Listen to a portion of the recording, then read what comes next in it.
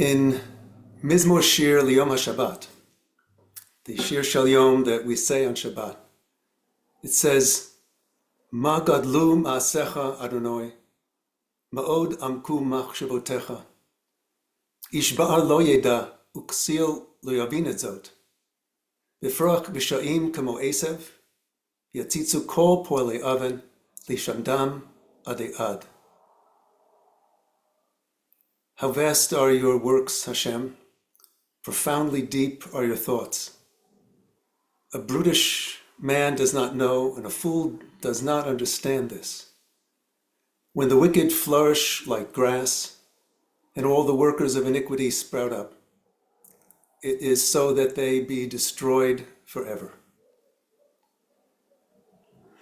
I think this Shabbat we can sing this psalm with special kavanah.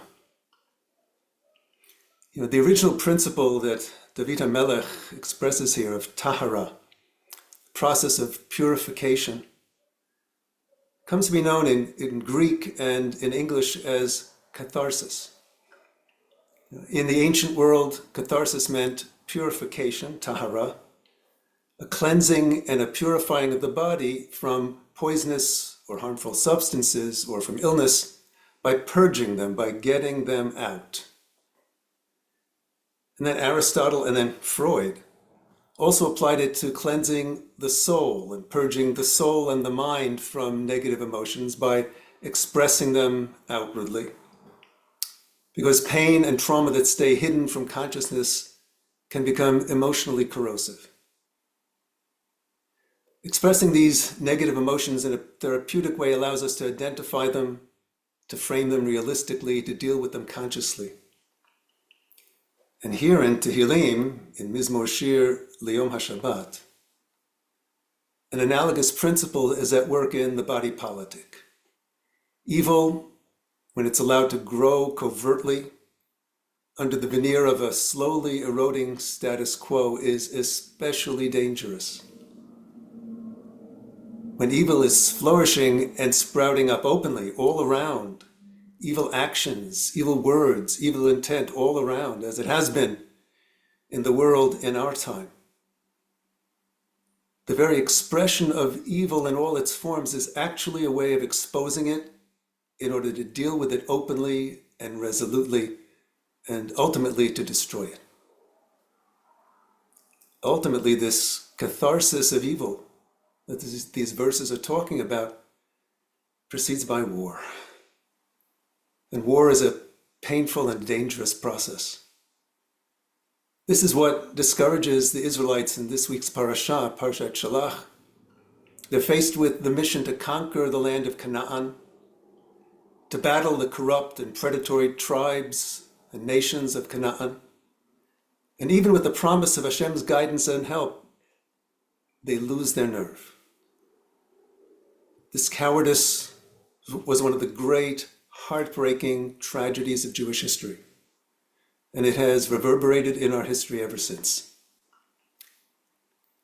In the parasha, Yehoshua and Kalev and Moshe and Aaron try to encourage the people to take up their destiny, to conquer and transform the evil land of Canaan into the righteous land of Israel.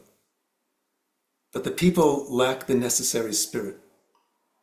Kalev tries to rally everyone, saying, Alo na'aleh v'yarashnu ata, ki yachol nuchal la. Up, let's go up and inherit the land, because we can really do it.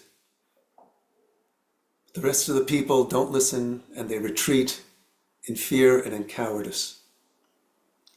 And they're doomed to spend the rest of 40 years wandering in the wilderness.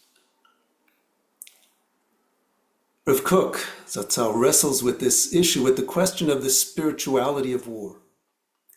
It's in a remarkable set of essays in Orot, which he wrote in the midst of World War I, when he was in London. Just before the war broke out, he had been on a mission to Europe to try to convince the rabbis of Europe to encourage their congregants to make aliyah, to strengthen the Yishuv in Eretz Yisrael, and to leave the hostile environment of Europe.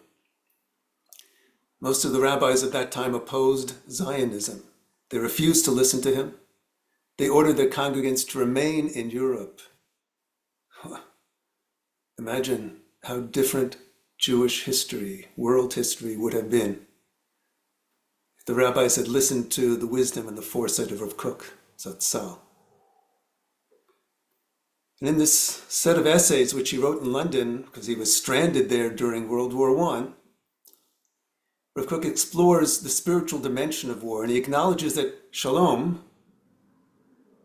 peace, is one of the highest ideals of Torah. But when the nations around us and when the world around us is filled with oppression and violence and cruelty and evil, there comes a time, he says, when it's an absolute mitzvah to take up a stand and fight, to break the status quo that's slipping inexorably into evil. Only out of this breakage, this shvirah, he says, can true peace and true goodness and real morality emerge. Behind Rav Kook's analysis stands one of the core principles of the Kabbalah of the Arizal, shvirah for the sake of tikkun, breakage of failing structures in the service of creating a stronger repair. Rav Kook, following the Arizal, sees this process occurring throughout the world. It occurs in nature, it occurs in culture, it occurs in spiritual growth. There come times when breaking the false status quo is necessary. There are times when war is necessary. As David HaMelech says, there are those who don't understand this, who try to make deals with evil, try to arrange ceasefires with evil, to try to appease evil. They don't understand. But why is it important for us to understand this deeper principle of human destiny that this Mizmor Shir L'Yom HaShabbat is expressing, the catharsis of evil, the breaking of oppressive, violent nations and cultures? Because with this understanding comes acceptance of this process, difficult as it is, and comes the confidence and the courage for righteous action. With this understanding comes acceptance that we are totally in Hashem's hands. God is guiding this process through and through.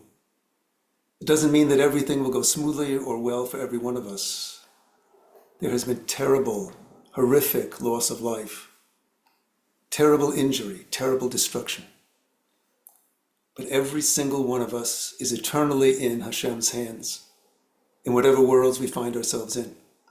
And from this acceptance, this trust, comes confidence and courage to step up and take the necessary action, painful that it is. The men and women of the Israel Defense Forces, the Israel Air Force, Israel Intelligence Services have been amazing, extraordinary, heroic. And even those among us not in the active fight, our spirit has been strong and committed. It's inspiring to see thousands of Israelis who were caught overseas when the full war with Iran broke out, to see them making every effort to return to Israel, not to run from the rockets and the drones, not to run from the land, but to run to Eretz Yisrael, to support Am Yisrael in Eretz Yisrael, in this moment of destiny. The heroism of our soldiers, the courage and commitment of all Israelis is the complete tikkun of the sin of the spies of Parshat Shalach. We have learned the lesson. We are not only in Hashem's hands, we are working with Hashem's hands to heal and repair this broken world. We've heard the call of Kalev in this week's parasha. Alo na'alev yorashnu ata, ki yachol nuchala. Let's go up, let's go up, to take up our God-given destiny, to fight for our people, to eradicate evil, to bring true peace, true goodness to the whole world. Ki yachol nuchala, because we really can do it. Be'ezrat Hashem. Shabbat Shalom.